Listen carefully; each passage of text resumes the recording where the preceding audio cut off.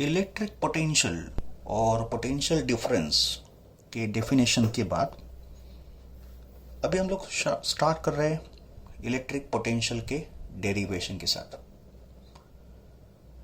First derivation is to find electric potential due to point charge, single point charge. Point charge का मतलब is a charge in the shape of point, एक tiny point होगा वो। तो हमको derive करना है electric potential due to single point charge. First chapter में अगर आपको याद होगा हम लोगों ने electric field due to single point charge भी डिराइव किया था। तो इसको हम लोग पहले डिराइव करेंगे और फिर उन दो फॉर्मूला को हम लोग कंपेयर करेंगे, इलेक्ट्रिक फील्ड एंड पोटेंशियल।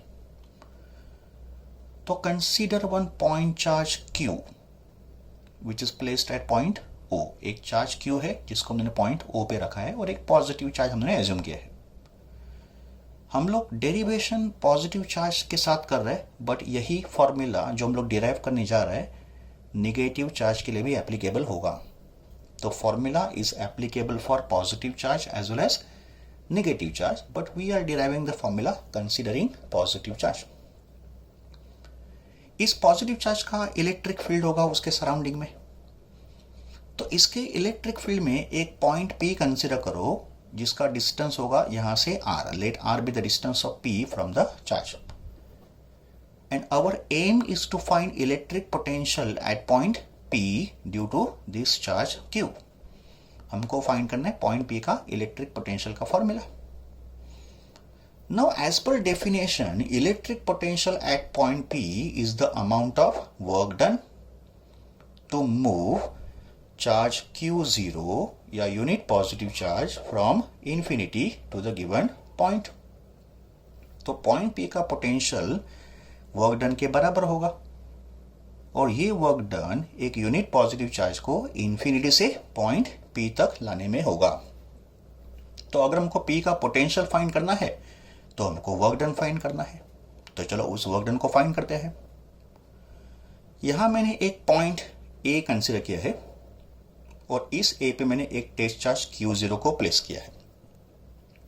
हमको टेस्ट चार्ज Q0 को इंफिनिटी से पॉइंट P तक लाना है, तो हमने टेस्ट चार्ज को पहले पॉइंट A पे रख दिया। Let distance of point A from the charge be x। तो A का डिस्टेंस इस चार्ज से x है।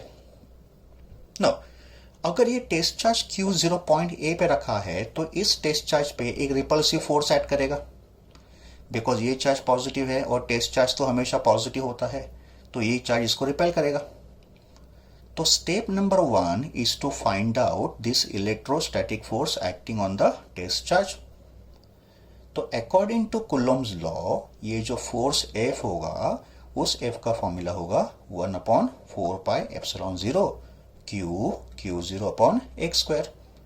बिकॉज बच्चों आपको याद होगा कुलोम्स लॉ का formula F equals to 1/4πε0 Q1 Q2 upon R square. But यहाँ पे चार्जेस कौन से हैं, Q और Q0। तो मैंने यहाँ पे लिखा Q इंटू Q0 और इनके बीच में डिस्टेंस R तो नहीं है, इनके बीच में डिस्टेंस कितना है x। तो जो R स्क्वायर था वो यहाँ पे x स्क्वायर हो गया। तो this is electrostatic force acting on the test charge at point A। अब हम लोग क्या करेंगे, अगले स्टेप में इस टेस्ट चार्ज को एक स्मॉल डिस्टेंस dx से डिस्प्लेस करेंगे, से फ्रॉम A से B। और A और B के बीच में डिस्टेंस कितना है dx। तो इस टेस्ट चार्ज को एक स्मॉल डिस्टेंस dx से डिस्प्लेस करेंगे और इसके लिए कितना वर्क डन होगा वो पहले फाइंड करेंगे। So let us find out a small work done in moving a test charge Q0 from A to B through a small displacement dx। तो हमारा प्रोसीजर ऐसे होगा कि पहले एक छोटा वर्क डन फाइंड करेंगे और फिर उस छोटे वर्क डन को हम लोग इंटीग्रेट करेंगे, प्रोसेस ऑफ इंटीग्रेशन, तो हमको टोटल वर्क डन मिलेगा। तो पहले छोटा वर्क और बाद में total work. Now to find this small work done, we use the formula work done equals to scalar product of force vector and displacement vector। तो dW equals to vector F dot vector dx is a scalar product of force vector and displacement vector।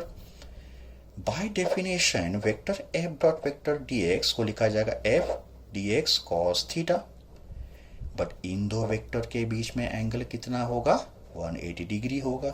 क्यों 180 degree होगा, because they are acting in the opposite direction. तो अगर ये दो vector opposite direction में है तो इनके बीच में एंगल होगा 180 degree. And what is cos 180 का वैल्यू, -1। तो अगर cos 180 -1 है तो फिर ये माइनस साइन इधर आ गया और हमको फॉर्मूला मिल गया minus of F into D X. तो this is amount of work done to move a test charge Q0 from point A to B। तो एक छोटा वर्क डन हमने फाइंड कर दिया। अभी नेक्स्ट स्टेप क्या होगा, let us calculate total work done, because हमको तो फाइंड करना है total work done from infinity से point P। So total work done in moving a charge Q0 from infinity to point P, ये कैसे find करेंगे, W equals to integration of dW। अभी इस dW को हम लोग इंटीग्रेट करेंगे तो हमको मिलेगा टोटल वर्क डन। अभी dW का वैल्यू क्या है, minus of F into D X. तो ये वैल्यू मैंने यहाँ पे सब्सटीट्यूट करना है और मैंने लिखना है limits of integration. Limits of integration देखो कैसे होंगे, it be from infinity to R, because हमने चार्ज को कहां से कहां तक मूव करना है, इंफिनिटी से पॉइंट P तक मूव करना है, बट पॉइंट P का डिस्टेंस Q से कितना है, R। तो इस पॉइंट का डिस्प्लेसमेंट अगर इस चार्ज Q से मेजर करेंगे तो पॉइंट P का इस चार्ज का डिस्प्लेसमेंट इंफिनिटी से P तक हुआ है, का मतलब इंफिनिटी से डिस्टेंस R तक हुआ है। तो limits of integration will be from infinity to distance R। ठीक है, ओके। नाउ माइनस साइन तो बाहर आ गया इंटीग्रेशन के। अभी हमको क्या करना है, ये जो f है ना, इस f को यहाँ पे सब्सटीट्यूट करना है। तो मैंने f का वैल्यू इसमें सब्सटीट्यूट कर दिया। फिर अगले स्टेप में इसमें से जितने भी वैल्यूज कांस्टेंट होंगे उन कांस्टेंट्स को इंटीग्रेशन के हम लोग बाहर ट्रांसफर कर लेंगे। तो look at the next step. In the next step we have transfer the constant values outside the integration. तो Q naught 4 pi epsilon naught ये सब कांस्टेंट है, तो इसको हमने इंटीग्रेशन के बाहर ट्रांसफर किया। एंड इंटीग्रेशन में हो गया 1/x², but 1/x² is x⁻², x² है ऊपर गया तो -2 हो गया। तो taking the constant terms outside the integration and writing 1/x² as x⁻²। बच्चों इस इंटीग्रेशन को सॉल्व करने के लिए हम लोग एक इंटीग्रेशन का स्टैंडर्ड फॉर्मूला यूज करेंगे। तो इन इंटीग्रेशन ऑफ x⁻n dx होता है x⁻n+1/n+1। This is one of the standard formula in integration. तो यहाँ पे बच्चों n कितना है, देखो कंपेयर करो इसको, n कितना है, -2। तो अगर n -2 होगा तो -2 + 1 कितना होगा, -1, डिवाइडेड बाय n+1 कितना होगा, तो -2 + 1 कितना होगा, -1। तो this is solving x⁻² dx। हमने ये फॉर्मूला यहाँ पे अप्लाई कर दिया और ये जो लिमिट्स है ये हमने ब्रैकेट के बाहर ले दिया, स्टैंडर्ड रूल ऑफ इंटीग्रेशन। अभी ये -1 इस -1 के साथ मल्टीप्लाई होके प्लस हो जाएगा। तो नेक्स्ट स्टेप में ऑब्जर्व करो, प्लस साइन आ गया इधर, Q0/4πε0, और ये ब्रैकेट में क्या बचा, x⁻1। x⁻1 को मैंने लिखा 1/x and limits are infinity to r। Solving this bracket taking x as upper limit and बाद में x एज लोअर लिमिट, तो हमको ब्रैकेट में क्या मिलेगा, 1/r minus 1/infinity। It is upper limit minus lower limit.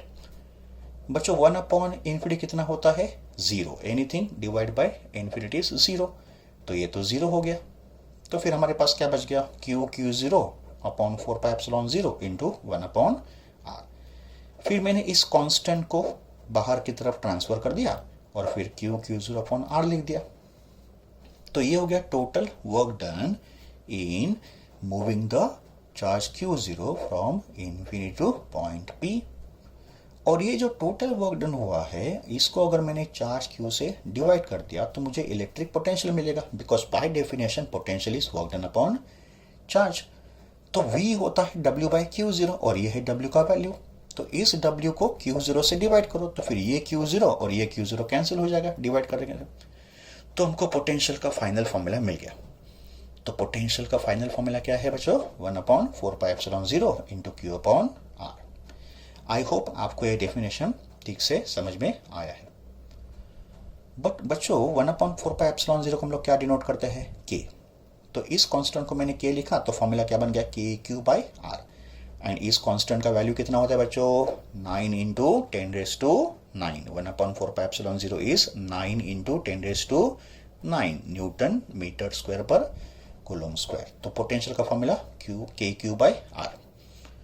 तो for a given charge हम लोग बोल सकते हैं कि potential is inversely proportional to R। तो अभी बच्चों टाइम आ गया है पोटेंशियल और इलेक्ट्रिक फील्ड के फॉर्मूला को कंपेयर करने। फर्स्ट चैप्टर में हमने इलेक्ट्रिक फील्ड का फॉर्मूला डिराइव किया था। तो इलेक्ट्रिक फील्ड का फॉर्मूला क्या है, KQ/R², वेयर K इज 1/4πε0। इसका मतलब as per this formula electric field is inversely proportional to R² and electric potential is inversely proportional to R। बच्चों इन फॉर्मूला को ठीक से समझ लो एंड रिमेंबर दिस फॉर्मूले, वेरी वेरी वेरी इंपॉर्टेंट फॉर्मूले। ये फॉर्मूला इलेक्ट्रिक फील्ड का है ड्यू टू पॉइंट चार्ज, और ये formula electric potential due to point charge. Electric field due to point charge is inversely proportional to R² and electric potential due to point charge is inversely proportional to R। तो ये electric field और electric potential के graph है। Continuous line का जो graph है वो electric field का है, और जो ग्राफ मैंने डॉटेड लाइन से ड्रॉ किया है और ये किसका ग्राफ है, इलेक्ट्रिक पोटेंशियल का है। और इस पॉइंट पे दोनों ग्राफ एक दूसरे को इंटरसेक्ट करें, इस पॉइंट ऑफ इंटरसेक्शन। इस पॉइंट ऑफ इंटरसेक्शन पे जो R होगा उस R का वैल्यू कितना होगा, 1। बिकॉज जब भी R का वैल्यू 1 मीटर होगा, देखो दोनों फॉर्मूले, जब भी R का वैल्यू 1 मीटर होगा तो E होगा EQ और V होगा KQ। E होगा EQ और V होगा KQ का मतलब दोनों सेम होंगे। तो ये दोनों सेम कब होंगे, जब भी R होगा 1 मीटर। तो ये R होगा 1 मीटर जहां पे दोनों ग्राफ एक दूसरे को इंटरसेक्ट कर रहे हैं।